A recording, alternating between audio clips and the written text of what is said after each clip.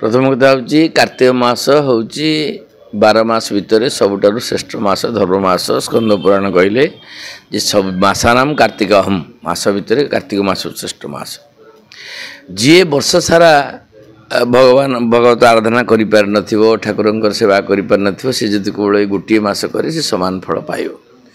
जी कार्तिक मास सारा करिवार सुजोग पाई नहीं से जदि शेष 5 दिन कार्यक्रम ठाकुरंक कार्यक्रम करे ताले से मध्य समान फल पाइबो।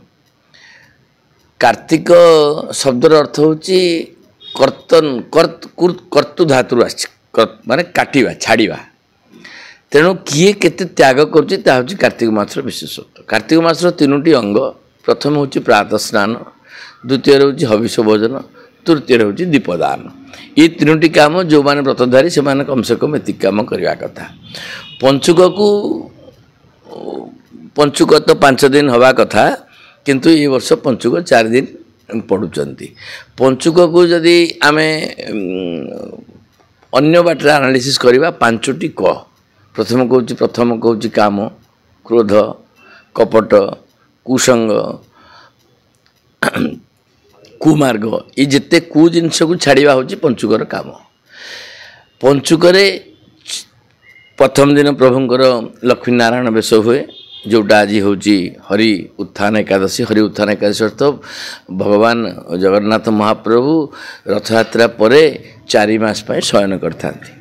आज हरि उत्थान आज प्रभु उठिले तेणुक आज जदे जड़े शोई आपड़ डाकिवे सी कौन रेस्पॉन्ड कर ना शुण जदे जाग्रत थी ताकू जदि डक जाए सी शुण। तेणुक यही 5 दिन जदि ठीक भाव ठाकुर को ये जो 3टी अंग कहली गोटे प्रातः स्नान हविष भोजन एवं दीपदान ये 3टी कार्यक्रम सुचारू रूपे जन करे ताले जगन्नाथ महाप्रभु खुशी होती। ये 5 दिन जगन्नाथंकर 5टी अलग अलग वेश हुए जमीती हरि उत्थान एकादशी रे प्रभुंग लक्ष्मी नारायण वेश। द्वादशी तो वर्ष पड़ूना जब द्वादशी पड़ी था बांक चूड़ा वेश। त्रयोदशी दिन प्रभुंकर त्रिविक्रम वेश।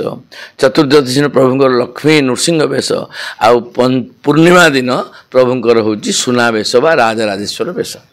जो माने मास सारा ठाकुर सेवा आराधना करि पारना से कम से कम 5 दिन कले समान फल पाइबे स्कंद पुराण कहवा अनुसार। तेणु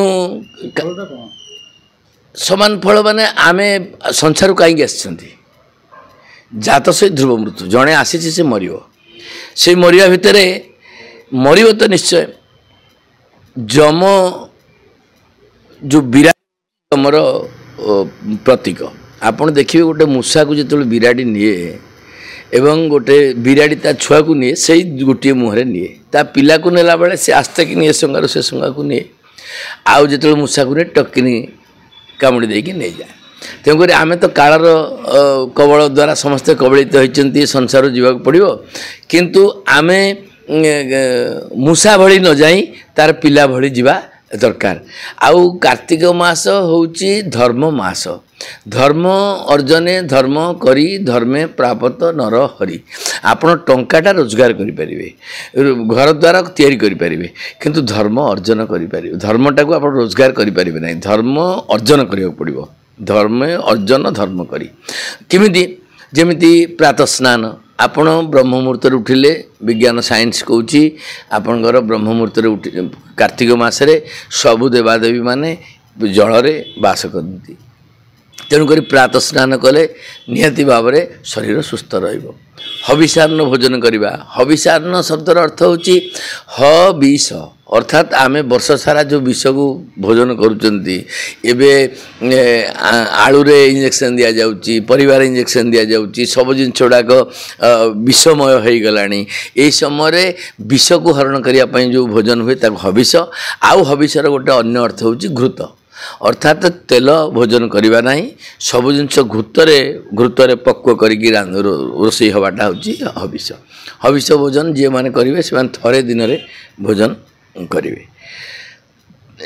पुण्य किए केते पाइला किए न पाइला से तो भिन्न कथा किंतु जो माने कार्तिक व्रत କରିଛନ୍ତି ଆପଣ ଯେଉଁ ଯିଏ କରିଛନ୍ତି ଗୁଣଗ୍ରାହୀ ସିନା ଗୁଣୀର ମହତ୍ଵ ବୁଝେ ହରିନାମ କିରସ ଅଛି ପାନ କଲା ଲୋକ ସିନା ଜାଣିଛି କାର୍ତ୍ତିକ ବ୍ରତ ସିଏ କରିଛି ହବିଷ ଅନ୍ନ ଯିଏ ପାଇଛି ଆପଣ ଦେଖନ୍ତୁ ହୋଟେଲରେ ଖାଇବା ଅନ୍ୟ ରୋଷେଇ କରି ଖାଇବା ଆଉ ହବିଷ ଅନ୍ନର ଯେଉଁ ମହମ ବାସନା ତାକୁ ଯିଏ ପାଇଛି ସେ ଜାଣିଛି ମୁଁ ତ ଗୋଟେ ମାସ ଧରି ହବିଷ କରେ ସେଇ କଞ୍ଚା କଦଳୀ ସାରୁ ମୁଗରେ ପ୍ରସାଦ ପ୍ରସ୍ତୁତ ହୁଏ ଗୋଘୃତରେ भोजन प्रस्तुत हुए आम महावीर समर्पण कर भोजन करूँ तेणु मु अवसर सीताराम टीवी माध्यम गोटे कथा लोक मानक कहवाक चाहे प्रातः स्नान हुए तो आपड़ करपारती न करपारती हविष भोजन हुए तो आपड़ करपारती न करपारती दीपदान तो आप अवश्य करें दीपदान अर्थ जदि 5 दिन भितर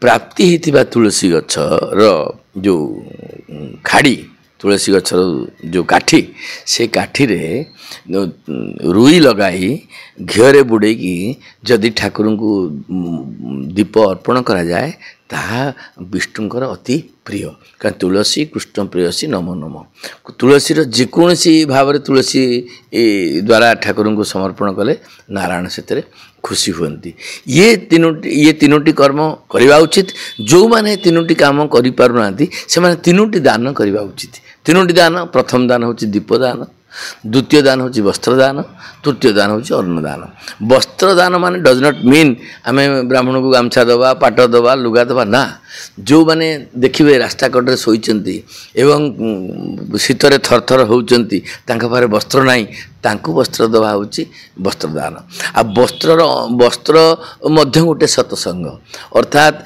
मु जदि जीन पैंट आ सार्ट पिंधिकी ये कथा कहे ता से जेतिकी आदृत आपण पाखे हम ना मोर पारंपरिक पोशाक पिंधिले देले सेमती आदृत हम जमी गोटे गुपचुप वाला पाखु आपण जीवे ता गुपचुप मागे से सही हाथ में दली चकटी आपन को देदेव जब धोती पंजाबी तिलक लगे ब्राह्मण टी जाए से निश्चित भाव हाथटा को धोब से पात्रटा को धोब कहीं वस्त्र में सत्संग अच्छी तेणुक वस्त्रदान महापुण्य अन्नदान ठीक से हीपरी जो मैंने खाइबा को पाऊ ना जो मैंने रास्ता कड़े पड़ी जो मैंने भुभुक्षु जो मैंने प्रकृत में क्षुदारे जर्जरित होती से अन्नदान दबा हूँ कार्तिक मासर जोटे महत दान ता माने नुहे मु दानी बोलिक 2000 लोक रोषे कर भोजन करदेवा ता दान नुहे ता हे तो अहंकार हो पारे किंतु वास्तव दान हूँ गोटे निडी लोक गोटे निहाती आवश्यक करुवा लोक को जदि वस्त्र एवं अन्न दि जाए ता हूँ कार्तिक मासर